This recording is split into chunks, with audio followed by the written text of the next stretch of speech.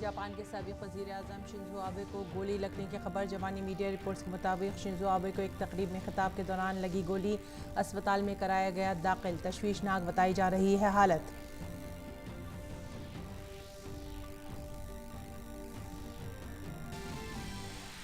असम में सैलाब की मौजूदा सूरत हाल से निपटने के लिए मरकज़ ने SDRF से 324 करोड़ रुपए की रकम की जारी। वज़ीर आला हेमंत बिस्वा शर्मा ने वज़ीर आज़म नरेंद्र मोदी का अदा किया शुक्रिया।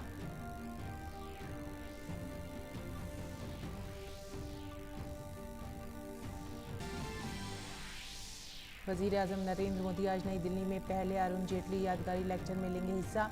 PM मोदी करेंगे क्वार्टरली इक़्तिसादी कॉन्फ्रेंस में हिस्सा लेने वाले नुमाइंदों के साथ भी बातचीत।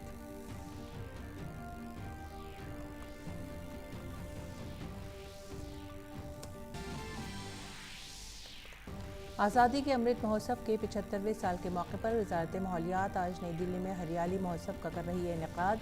वज़ीर माहौलियात भूपेंद्र यादव प्रोग्राम में होंगे शामिल। मरकज़ी वज़ीर अश्विनी कुमार चौबे और हरदीप सिंह पुरी भी प्रोग्राम में करेंगे शिरकत।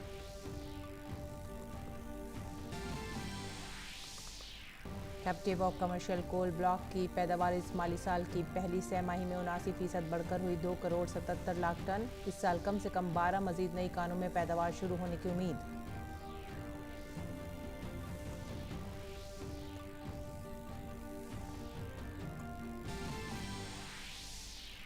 बरतानिया के वज़ीर आज़म बोरिस जॉनसन के इस्तीफे पर भारत समेत तमाम मुल्कों ने दिया रद्द-ए-अमल। वज़ारत ख़ारजा ने कहा, बरतानिया में हुकूमत की क़यादत में बदलाव से भारत बरतानिया ताल्लुकात पर नहीं पड़ेगा असर। वहीं अमरीका ने बरतानिया के साथ वाशिंगटन के मजबूत इत्तेहाद का दोहराया अज़्म। यूक्रेन को बरतानिया की हिमायत जारी रहने की भी उम्मीद।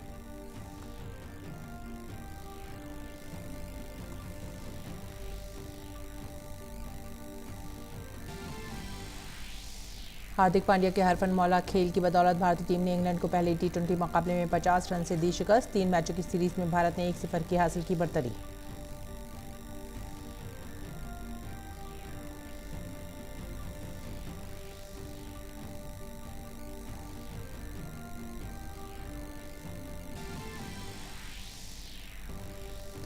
स्पेनिश टेनिस खिलाड़ी राफेल नदाल ने पेट की चोट के सबब सेमीफाइनल मुकाबले से पहले विंबलडन से नाम लिया वापस। सेमीफाइनल में उनके हरीफ निक करिगियस ने फाइनल में बनाई जगह।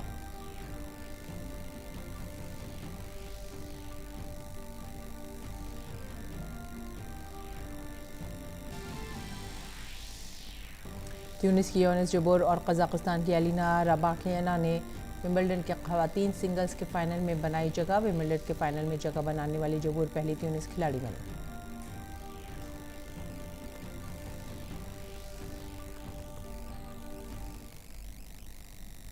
आदाब नाज़रीन, उर्दू खबरों में आप सभी का खैर मकदम है। बुलेटिन की शुरुआत करते हैं इस वक्त की सबसे बड़ी खबर से। जापान के साबिक वज़ीर आज़म शिंजो आबे को गोली मारने की खबर सामने आ रही है। जापानी मीडिया रिपोर्ट्स के मुताबिक शिंजो आबे एक तकरीब में शिरकत के लिए तारीख़ी नारा शहर गए थे। नारा में वो जलसे से खिताब कर रहे थे कि अचानक स्टेज पर ही गिर गए। एक ऐनी शाहिद ने बताया कि उनके जिस्म से खून निकल रहा था। शायद किसी स्नाइपर ने उन्हें गोली मारी है। जापान के मारूफ मीडिया इदारे दी जापान टाइम्स ने भी आबे के ज़ख्मी होने की तस्दीक की है। इसके मुताबिक आबे को 2 गोलियां लगी थीं। साथ ही दोनों मुल्ज़िमान की गिरफ्तारी का भी दावा किया जा रहा है। जापान के NHK वर्ल्ड न्यूज़ ने इतला दी है कि मुल्क के साबिक वज़ीर आज़म तारीख़ी शहर क्योटो के करीब वाक़ शहर नारा में थे। ये हिस्सा मगरबी जापान में आता है। नारा शहर 9वीं सदी में जापान का दारुल हुकूमत भी था। आप इस शहर में खिताब कर रहे थे, तभी वो गिर गए। बताया जा रहा है कि उन्हें 2 गोलियां लगी हैं। एक गोली उनके सीने में लगी है। उनकी हालत तशवीशनाक बताई जा रही है, ताहम उन्हें अस्पताल में दाखिल कराया गया है।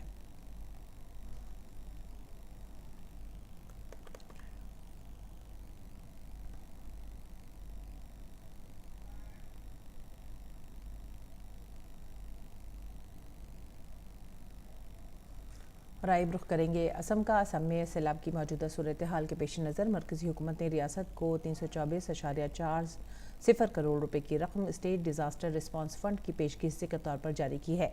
असम के वज़ीर आला हेमंत बिस्वा शर्मा ने इस इमदाद के लिए वज़ीर आज़म नरेंद्र मोदी का शुक्रिया अदा किया है और कहा है कि इससे रियासत को सैलाब की मौजूदा सूरत हाल से निपटने में मदद मिलेगी।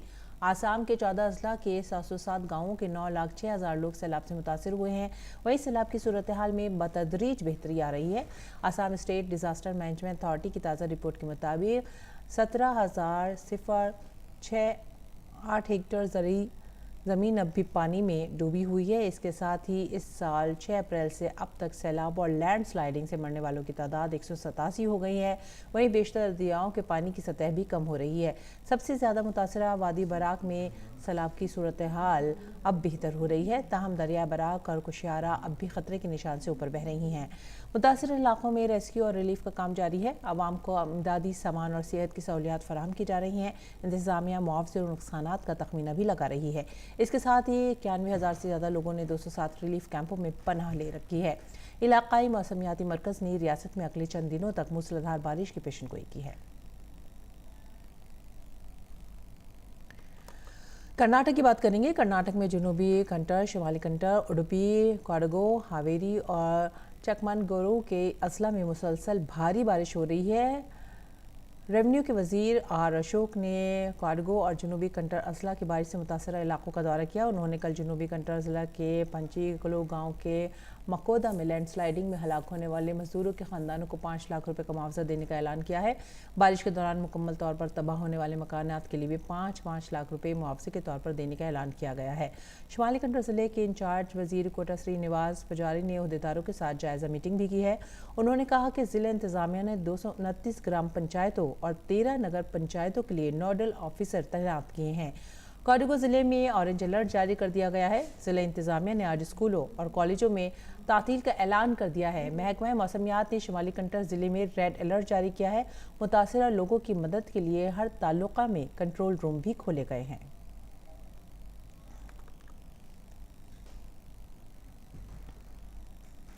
इस बीच केरल के 12 अजला के लिए भी येलो अलर्ट का ऐलान किया गया है, जहां कई मकामात पर शदीद बारिश का इम्कान है।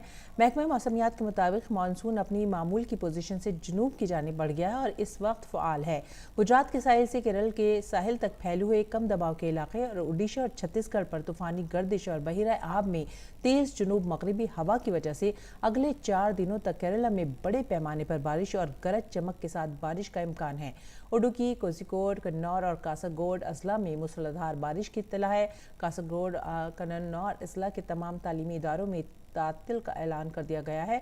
उडुकी और कन्नौर अजला में भी शदीद बारिशों से फसलों को नुकसान पहुंचा है। कासरगोड, कन्नौर, उडुकी में मुख्तलिफ मकामात पर मामूली लैंडस्लाइडिंग की वजह से ट्रांसपोर्ट की सहूलियात भी दरमबरम हुई हैं। कुछ अजला में लैंडस्लाइडिंग के शिकार इलाकों में रात के वक्त सफ़र पर पाबंदी लगा दी गई है। आगे बढ़ते अगली खबर की तरफ। वज़ीर आज़म नरेंद्र मोदी आज नई दिल्ली में पहले अरुण जेटली मेमोरियल लेक्चर से खिताब करेंगे। इस लेक्चर का एहतमाम इक़्तिसादी उमूर के महकमे ने किया है। इसका थीम शमूलियत के ज़रिए तरक्की और तरक्की के ज़रिए शमूलियत है। सिंगापुर की हुकूमत के सीनियर वज़रा भी इस तकरीब में खुसूसी खुतबा देंगे। वज़ारत ख़ज़ाना के इक़्तिसादी उमूर के महकमे ने मुल्क के लिए अरुण जेटली के नाकाबिल फ़रामोश खिदमात के इतराफ़ में ये पहला अरुण जेटली मेमोरियल लेक्चर मुनक़्क़िद किया है। वज़ीर आज़म आज से मुनक़्क़िद होने वाली 3 रोज़ा क्वार्टरली इक़्तिसादी कॉन्फ्रेंस के शुरका से भी बातचीत करेंगे।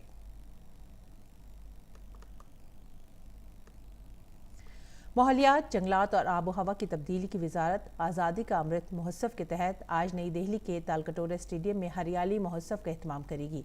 हरियाली महोत्सव पेड़ उत्सव का एहतमाम न सिर्फ मौजूदा नस्ल को बनाए रखने के लिए बल्कि आने वाली नस्लों के मुस्तकबिल को महफूज करने में पेड़ों की अहमियत के बारे में बेदारी पैदा करने के लिए किया जा रहा है। पेड़ पौधे आबो हवा के मुज़र असरात को कम करने में अहम रोल निभाते हैं। शजरकारी के इस महोत्सव को जंगलात के तहफ़्फ़ुज़ के तईं आवाम में जोश पैदा करने के एक मौसर आले के तौर पर देखा जा रहा है। माहौलियाती तवाज़ुन बरकरार रखने के लिए और कुर्रे अर्ज़ को माहौलियाती निज़ाम से वाबस्ता मुख्तलिफ़ खदमात फराहम करने में जंगलात हरियाली के अहम रोल को उजागर करने के मकसद से मुल्क भर में हरियाली महोत्सव मनाया जाता है। माहौलियात, जंगलात और आबो हवा की तब्दीली की वजारत के ज़रिए हरियाली महोत्सव 2022 के इनेकाद के मौके पर शजरकारी मुहिम चलाने के लिए रियासती सरकारों, पुलिस इदारों और दिल्ली के स्कूलों के ताउन से इसे मुनक़्क़िद किया जा रहा है। इस महोत्सव के हिस्से के तौर पर मुल्क भर के 75 शहर, जंगलों, दिल्ली NCR के 75 पुलिस स्टेशनों और 75 स्कूलों की शमूलियत के साथ मुख्तलिफ रियासतों के 75 शजरकारी मकामात पर पेड़ लगाने की मुहिम शुरू की जा रही है। इस मुहिम में माहौलियात के मरकज़ी वज़ीर भूपेंद्र यादव, शहरी रिहायशी उमूर के मरकज़ी वज़ीर हरदीप सिंह पुरी, मरकज़ी वज़ीर अश्विनी कुमार चौबे शामिल होंगे। इस प्रोग्राम में रखिलेज की मौसीकी भी तवज्जो का ख़ास मरकज़ रहेगी। और एनडीए की सदारती ओहदे के उम्मीदवार द्रौपदी मुर्मू मुल्क की सबसे बड़ी रियासत उत्तर प्रदेश से इंतखाबी हिमायत हासिल करने के लिए आज लखनऊ जाएंगी। द्रौपदी मुर्मू बीजेपी के साथ ही इत्तेहादी जमातों के मेंबरान असम्बली और मेंबरान पार्लियामान से मिलेंगी। इसके अलावा गैर बीजेपी जमातों से वो हिमायत मांगेंगी। एनडीए की मीटिंग लखनऊ के लोक भवन में रियासती सदर स्वतंत्र देव की क़यादत में मुनक़्क़िद होगी।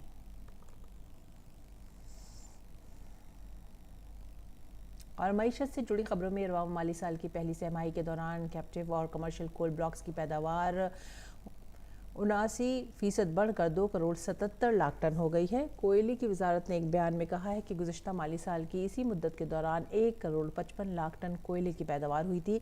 वजारत ने कोयले की पैदावार में आला नमो हासिल करने के लिए कोल ब्लॉक अलाटियों की कोशिशों को सराहा और उम्मीद जाहिर की है कि रवा माली साल की दूसरी सहमाही के दौरान 3 करोड़ 20 लाख टन कोयला पैदा करने का हदफ हासिल कर लिया जाएगा। वजारत के मुताबिक तिजारती नीलामी इस्लाहात के तहत 2021 में नीलाम होने वाली 2 कानों में कोयले की पैदावार शुरू हो गई थी। वजारत ने कहा कि उस वक्त कुल 36 कैप्टिव और कमर्शियल कानें कोयला पैदा कर रही हैं और इस साल कम से कम 12 मजीद नई कानों से पैदावार शुरू होने की भी उम्मीद है। इससे मुल्क में कोयले की मांग को पूरा करने में काफ़ी मदद मिलेगी।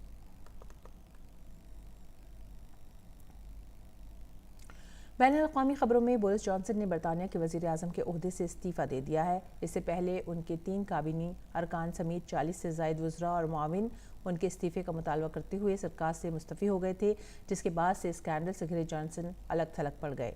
कंजरवेटिव पार्टी के लीडर की मुख्तलिफ मामलात पर उनकी काबीना के अरकान ने नुक्ताचीनी की और कहा कि अब उनके जाने का वक्त आ गया है। दबाव के आगे झुकते हुए जनाब जॉनसन ने डाउनिंग स्ट्रीट के बाहर ऐलान किया कि वो कंजरवेटिव पार्टी के लीडर के ओहदे से इस्तीफ़ा दे रहे हैं, लेकिन जब तक पार्टी उनका जानशीन मुंतखब नहीं कर लेती वो वज़ीर आज़म के तौर पर बरकरार रहेंगे। जॉनसन ने कहा कि अब ये बात अच्छी तरह वाज़ेह हो गई है कि कंजरवेटिव पार्टी के एमपी से एक नया लीडर चाहते हैं। उन्होंने कहा कि नए लीडर के इंतखाब का अमल अब शुरू कर देना चाहिए। एक ट्वीट में कंजरवेटिव पार्टी के नायब चेयरमैन जस्टिन टॉमलिंसन ने कहा कि जॉनसन का इस्तीफ़ा नाक़्रेज़ था। लेबर पार्टी ने कहा कि जॉनसन वज़ीर आज़म के तौर पर बरकरार नहीं रह सकते। अगर ऐसा हुआ तो वो पार्लियामेंट में अदम एतमाद की तहरीक चलाने की कोशिश करेंगे। और इसी सिलसिले में वज़ारत ख़ारजा के तर्जुमान अरिंदम बागची ने बरतानवी वज़ीर आज़म के ओहदे से बोरिस जॉनसन के इस्तीफ़े पर कहा कि बरतानिया का अंदरूनी मामला है, हम इस पर गहरी नज़र रखे हुए हैं। वज़ारत ख़ारजा के तर्जुमान अरिंदम बागची ने प्रेस कॉन्फ्रेंस के दौरान कहा कि पीएम मोदी और पीएम जॉनसन के दरमियान गहरी दोस्ती थी। हमारी बरतानिया के साथ कसीर जहती शराकतदारी है और हम उसे जारी रखने के ख्वाहां हैं। Prime Minister Boris Johnson and Prime Minister Modi have had enjoyed a very close friendship. But on the larger issue, I think, look, as UK as an important strategic partner with whom we have a multifaceted partnership and relationship, I think it is important that that this will continue. We hope it's based on links at various levels between our two peoples as well as on various other verticals that we discuss as part of our strategic partnership. So we look forward to continuing with that. Boris Johnson के इस्तीफे के ऐलान के बाद white house ने बरतानिया के साथ मजबूत इत्तेहाद के लिए वाशिंगटन के अज़्म का इयादा किया है। व्हाइट हाउस के प्रेस सेक्रेटरी जैन फेरे ने कहा है कि अमेरिका और बरतानिया पुतिन की ज़ालिमाना जंग के खिलाफ यूक्रेन की हिमायत समेत मुतअद्दिद मसाइल पर मिलकर काम करते रहेंगे। एक बयान में अमरीकी सदर जो बाइडन ने बोरिस जॉनसन का नाम लिए बगैर कहा कि वो बरतानवी हुकूमत के साथ करीबी ताउन की उम्मीद करते हैं।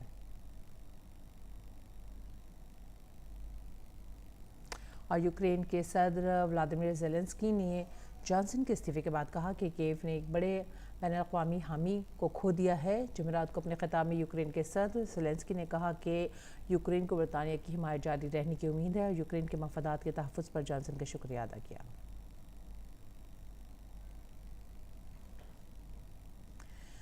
फिल्म काली के पोस्टर तनाज़े पर वज़ारत ख़ारजा की जानिब से एक बयान जारी किया गया है। वज़ारत ख़ारजा के तर्जुमान अरिंदम बागची ने जुमेरात को कहा कि फ़िल्म की स्क्रीनिंग नहीं हो रही है। वहीं इटावा में हमारे हाई कमीशन ने एक बयान जारी किया है। उनके इस बयान के बाद तकरीब के मुंतज़मीन ने अपनी जानिब से माज़रत भी की है। उन्होंने कहा कि अब इसे वहाँ नहीं दिखाया जा रहा। हाई कमीशन ने एक्चुअली ओटावा में कुछ स्टेटमेंट दिया था। हमने देखा था कि ऑर्गेनाइजर्स वहाँ पे जो हैं, 2 ऑर्गेनाइजर्स दोनों ने स्टेटमेंट जारी की थी एक्सप्रेसिंग रिग्रेट। एफआईआर की बात वो डोमेस्टिक है, उसमें फॉरेन पॉलिसी कोई का मुद्दा इमीडिएट नहीं है। हमने ये इशू कैनेडियन अथॉरिटीज से भी हमने कहा था कि इसमें आप ऐसे प्रोवोकेटिव मटेरियल को कुछ एक्शन लें। और दोनों ऑर्गेनाइजर्स ने भी, इवेंट ऑर्गेनाइजर्स ने भी अपॉलॉजी जारी की है और वहाँ पे आई थिंक वो हटा भी दिया गया है और वो स्क्रीन नहीं हो रहा है। श्रीलंका के इक़्तिसादी बहरान के दरमियान सैकड़ों बुद्ध राहिबों ने कोलंबो में पुरअमन एहतजाज करते हुए अज़्म का इजहार किया कि जब तक राजपक्षे की हुकूमत गिर नहीं जाती वो अपना एहतजाज जारी रखेंगे। इससे कबल उन्होंने हुकूमत से बुद्ध राहिबों की तजावीज़ पर अमल दरामद का मुतालबा किया था। इक़्तिसादी बदइंतज़ामी और कोरोना बहरान की वजह से नकदी बहरान का सामना कर रहे इस मुल्क के लोग बुनियादी अशिया की अदायगी से कासिर हैं। फिलहाल श्रीलंका दहाइयों में अपने बदतरीन इक़्तिसादी बहरान से दोचार है। मरकज़ी बैंक की जानिब से कीमतों पर लगाम लगाने के लिए अपनी अगली पॉलिसी के ऐलान में शरह में इजाफे की उम्मीद है। साथ ही वज़ीर आज़म रानिल विक्रमासिंघे ने पार्लियामेंट के इक़्तिसादी बहरान का सामना करने के लिए पार्लियामेंट को आइंदा के मंसूबों की इत्तला दी है। और अब रुख करेंगे खेल के मैदान का। साउथहैम्पटन में खेले गए 3 20-20 मैचों की सीरीज़ के पहले मैच में भारत ने इंग्लैंड को 5 रन से शिकस्त दे दी है। टॉस जीतकर पहले बैटिंग करते हुए भारत ने 20 ओवर में 8 विकेटों के नुकसान पर 198 रन बनाए। हार्दिक पांड्या ने 51 रन की शानदार इनिंग्स खेली। जवाब में इंग्लैंड की टीम 19.3 ओवर में 148 रन पर ही ढेर हो गई। बल्लेबाजी के बाद हार्दिक ने गेंदबाजी में भी बेहतरीन कारकर्दगी दिखाई और 4 ओवर में 33 रन देकर 4 विकेटें हासिल की। जीत के साथ ही टीम इंडिया ने T20 सीरीज़ में 1-0 की बरतरी हासिल कर ली है। टीम इंडिया ने एडिशन टेस्ट में शिकस्त का बदला भी ले लिया है। भारत की जानिब से सबसे ज़्यादा हार्दिक पांड्या ने 51, सूर्य कुमार यादव ने 39, दीपक हुड्डा ने 33 और कप्तान रोहित शर्मा ने 24 रन की इनिंग खेली। वहीं अक्षर पटेल ने 17 और विकेटकीपर बल्लेबाज दिनेश कार्तिक ने 11 रन की इनिंग खेली। इंग्लैंड की जानिब से मोइन अली और क्रिस जॉर्डन को 2-2 विकेटें हासिल हुई हैं। हदफ का ताक़ुब करते हुए इंग्लैंड की शुरुआत अच्छी नहीं रही। कप्तान जॉर्ज बटलर पहले ही ओवर में आउट हुए। इंग्लैंड की जानिब से मोइन अली ने सबसे ज़्यादा 36 रन, हैरी ब्रुक ने 28 और जॉर्डन ने 26 रन की इनिंग खेली। भारत की जानिब से हार्दिक पांड्या ने 4 विकेट जबकि चहल और अर्शदीप सिंह ने 2-2 विकेट हासिल की। हार्दिक पांड्या को प्लेयर ऑफ द मैच के अवार्ड से नवाजा गया। स्पेन के टेनिस खिलाड़ी राफेल नडाल ने विंबलडन टेनिस ग्रैंड स्लैम से हटने का फैसला लिया है। 22 बार के ग्रैंड स्लैम चैंपियन नडाल का सेमीफाइनल में ऑस्ट्रेलिया के निक किर्गियोस से मुकाबला होना था। नडाल ने फैसला पेट में चोट के बायस किया है। उन्होंने साल के शुरू में ग्रैंड स्लैम, ऑस्ट्रेलियन ओपन और फिर फ्रेंच ओपन दोनों जीते थे। उन्हें विंबलडन में भी फतेह का मजबूत दावेदार समझा जा रहा था। क्वार्टर फाइनल में नडाल का मुकाबला अमेरिका के टेलर फिट्ज से हुआ। इसी मैच के दौरान नडाल जख्मी हो गए थे। एक वक्त तो ऐसी सूरत हाल थी कि लगता था कि वे मैच ही छोड़ देंगे। उनके वालिद ने भी उन्हें मैच छोड़ने का इशारा दिया। नडाल ने हिम्मत नहीं हारी और खेलते रहे। उन्होंने ये मैच 5 सेट्स में जीतकर सेमीफाइनल में जगह बनाई थी। मर्द जुमरे के दूसरे सेमीफाइनल में आज सर्बिया के नोवाक जोकोविच का मुकाबला बर्तानिया के कैमरॉन नोरी से होगा। और ट्यूनिस की ओरेस जबोर और कजाकिस्तान की एलाना राबाकियाना ने खवातीन के सिंगल जुमरे के फाइनल में जगह बना ली है। गुज़िश्ता रोज़ खेले गए सेमीफाइनल में जबोर ने जर्मनी की तत्जान मारिया को 6-2, 3-6, 6-1 से शिकस्त दी, जबकि अलीना राबाकियाना ने सिमोना हालिब को 6-3, 6-3 से शिकस्त देकर विंबलडन के फाइनल में रसाई हासिल की। अद्वियाती और खुशबूदार पौधों की बाजार में बहुत ज़्यादा मांग है। इन दिनों गोपालगंज का एक किसान ज़िले के किसानों को खस की काश्त करके मुनाफा कमाने का तरीका सिखा रहा है। देखते हैं मदीश तिवारी की ये रिपोर्ट।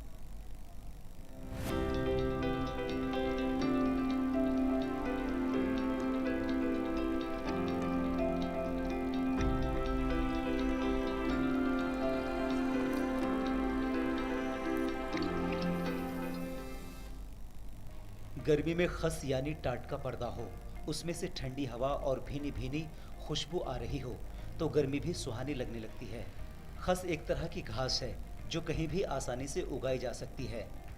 ये पौधा मेडिसिनल और खुशबूदार यानी अरोमेटिक प्लांट के ज़ुमरे में आता है। खस से इत्र भी बनता है और बहुत सारी ज़रूरी दवाएं भी। इन्हीं सब वजहों से खस की खेती कुछ खास हो जाती है। पौधा कीमती है, इसलिए किसानों के लिए इसकी खेती फ़ायदे का सौदा है। गोपालगंज के करिया गांव के रहने वाले किसान मेघराज प्रसाद ने अपने खेत में साल 2018 में खस की खेती शुरू की। हालांकि उस वक्त उनके कुनबे के लोगों ने और बाकी किसानों ने इनका मजाक उड़ाया, लेकिन ये लोगों की बात की परवाह किए बिना खेती करते रहे और आज 20 एकड़ जमीन में खस की खेती करते हैं। इन्होंने इसके लिए लखनऊ में वाक़ CSIR के CMAP से ट्रेनिंग भी ली है। इनका कहना है कि खस की खेती में 1 बीघे में 1 लाख रुपए सालाना से अधिक की कमाई होती है। इस पर न सैलाब का असर है, न सूखे का, और न ही जानवर इसे चरते हैं। ये कहीं भी हो जाएगा, जो पानी से जैसे आपको गेहूँ दह गया, धान दह गया, मूंग दह गया, वहाँ हो जाएगा। नीलगाय से परेशान है, वहाँ भी ये हो जाएगा। इससे क्या फायदा है? इससे फायदा है कि आपको 1 बीघा में 1 साल में 1 लाख रुपया खर्चा काट के देगा। अगर डबल खेती करते हैं इसमें, जैसे खस लगाए, मेंथा लगाए, तो और प्रॉफिट कमा सकते हैं। कमलाराय डिग्री कॉलेज गोपालगंज में बोटनी के प्रोफेसर डॉक्टर मनोज कुमार राय के मुताबिक खस की जड़ से वेटिवर ऑयल निकाला जाता है, जिसकी आलमी बाजार में कीमत 25 से 50 हजार रुपए फी लीटर है। 1 हेक्टेयर में करीब 4 से 6 क्विंटल जड़ें हासिल होती हैं। इसका इस्तेमाल पेन किलर और दूसरी जरूरी दवाएं बनाने में भी होता है। इंटरनेशनल मार्केट में इस के तेल की काफ़ी बढ़िया कीमत मिलती है। इसका लगभग प्रति लीटर 25,000 से 50,000 रुपये इसके 1 लीटर तेल की कीमत है। हालांकि आम रूरल एरिया में रहने वाले किसानों के बीच यदि इसकी जागरूकता को बढ़ाई जाए तो यह प्लांट रूरल इकोनॉमी को प्रमोट करने में काफ़ी इम्पोर्टेंट साबित होगा। गोपालगंज एक सैलाब मुतासिरा इलाका है, जिससे किसानों की खेती बर्बाद हो जाती है। ऐसे में खस की खेती यहाँ के किसानों के लिए गनीमत है। मेघराज से तरगीब लेकर अब दूसरे किसान भी खस की खेती के लिए आगे आ रहे हैं। गोपालगंज से मधेश तिवारी की रिपोर्ट, डीडी न्यूज़ उर्दू खबरें। और नाज़रीन, अब पेश दिल्ली से शाया उर्दू अखबारात का मुख्तसर जायजा।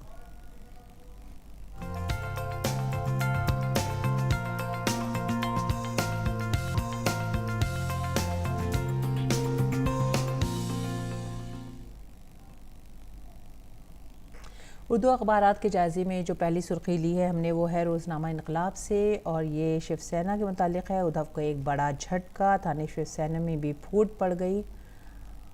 और जो पहली सुर्खी इसके बाद जो हमने ली है इनकलाब से, वो है मनासिक हज का आगाज़। 10 लाख आज़मीन हज मिना की जानिब रवाना हुए थे कल, और आज वक़ूफ़ अरफा। अगली खबर की तरफ रुख करेंगे। मुख्तार अब्बास नकवी ने मरकज़ी वज़ारत से इस्तीफ़ा दे दिया। ये इनकलाब की खबर। आगे बढ़ेंगे राष्ट्रीय सहारा की तरफ। मुत्तहदा अरब इमारात की मुख्तलिफ रियासतों का ईद उल ज़ुहा पर 1500 कैदी रिहा करने का ऐलान। और लालू यादव की हालत तशवीशनाक, नीतीश अस्पताल पहुंचे, पीएम और राहुल ने भी खैरियत दरियाफ्त की। हमारे समाज की खबर है, मोदी वज़ीर आज़म नरेंद्र मोदी बुंदेलखंड एक्सप्रेस वे का 12 जुलाई को करेंगे इफ्तिताह। और ये थे आज के अखबारात। अब नज़र डालेंगे मौसम के मिजाज पर।